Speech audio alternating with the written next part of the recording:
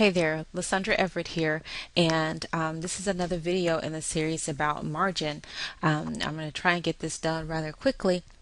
But today's topic is about creating financial margin. And again, this is a series that we're going through in church that I found to be so powerful and so applicable to us in the entrepreneurial world. And so, in talking about creating financial margin, I thought this was really interesting because, so many of us are operating a broke business. And, I, for one, was doing it for a very long time. And so I wanted to shoot this and share this with you. Okay, so let's just get started. So we know from the other videos that margin is the difference between what you need and what you have. And the premise in this for me is that in the Bible it says, God said, if you are faithful in little, then I will bless you with more. And so, it's how do we do that though? Okay.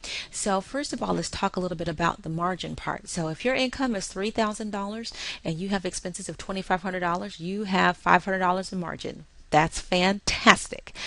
If your income is $3,000 and your expenses are $3,000, you have no margin. There is no room for error. It's not as bad, not as good as having $500 margin, but it's also not as bad as the next step, which is if your income is $3,000 and your expenses are $3,500, you are in trouble. And some of the signs of having financial stress, it affects your life, your health, and it also, affects your relationship with God. And not only with God, your relationship with your family and just your whole mental state. And so, in that you need to discern, you need to learn to discern your needs from what you want. And there's a really big difference. You need the basics. In your home, what do you really need? You need food to eat, you need a roof over your head, and then you probably need a car to drive. If you've got to get around, you probably need a car to drive. But you need food to eat, but do you need to go out to a five-star restaurant? Absolutely not. You need a roof over your head, but do you really need a 15-bedroom mansion? Probably not. You probably do need a car to get around town, but does that mean you need a luxury vehicle? Absolutely not. You need to learn to discern your needs from your wants, and then you need to learn to leverage what you have. Make the most of it. One of the things that pops into my head immediately is I think about when I was small and with my clothes. And so when my pants got too short, well, my mom just cut off the legs and put a hem, and it made short. So suddenly I went from having a pair of pants that were too small to having a nice fitting pair of shorts. So, and you've got to learn to exercise some patience. We are living in this microwave society where we got to have it now, now, now. Well, when you are really trying to create some financial margin, you need to exercise some patience, and you need to learn how to say no or a not right now. So you've got to learn to exercise some patience in getting some things. And lastly, we need to learn to budget. Budgeting is sexy. Saving is sexy because when it comes down to it, you need to have a guide in how you spend your money. So in this next slide, I'm going to show you this financial management guide for business that I actually got from my mentor, Nicole Cooper. And she actually did a blog post today that showed her business breakdown, which is really cool because normally I would have had this video done already, but this time I just hadn't had it done. So this is very timely. And as you can see here, there's a breakdown of 100% of the income that shows where everything goes. Okay, there's savings. Saving is sexy. There's taxes, payroll, outsourcing, marketing, all of these things that we have in our business. And so you can use this as a guide to learn how to start managing your business income so that you know when you're spending too much money on outsourcing, or maybe you're spending too much money on tools or something. You can use this as a guide to kind of keep things in line.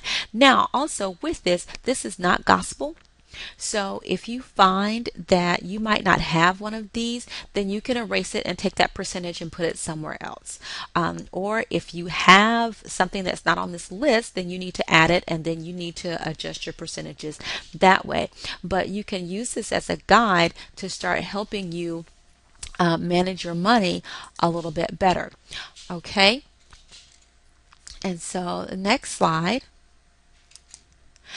Here are some ways to create financial margin. And again, while this has kind of a business spin, think about things in your personal life too.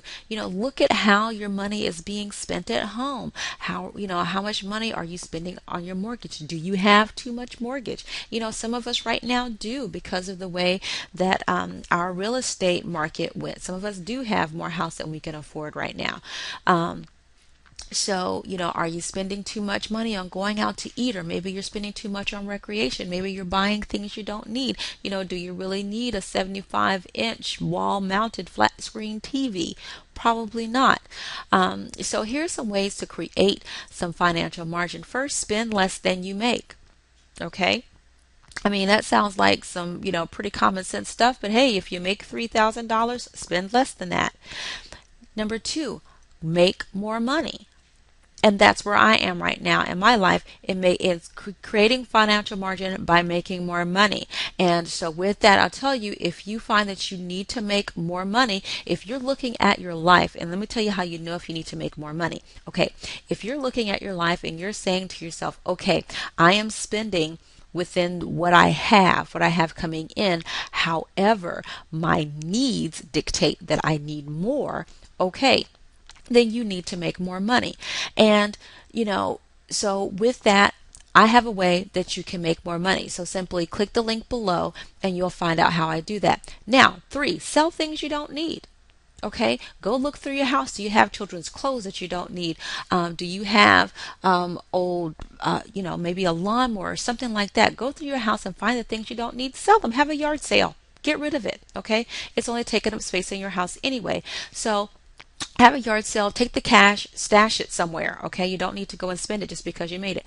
Make a budget. Sometimes we just don't even know where our money is going. So write those things down.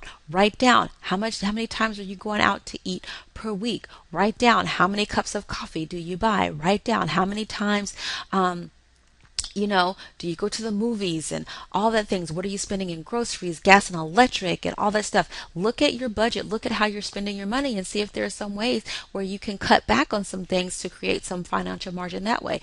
And another cool thing you can do is start to barter some services. So, if you're in business, so let's say you're a social media marketer and you've got someone else that I don't know, that does writing or something. Perhaps you can exchange some social media services to help promote their business to where they can do some writing for you, and so you barter some services that way. And it's not a financial exchange, but it is a service exchange, and so both of you get the service that you need. So, my final thoughts on this is, if you need to create more financial margin, if you need to make more money, simply click the link below and get started with me. Find out what I'm about, connect with me, work with my team. But overall, guys, margin is a good thing.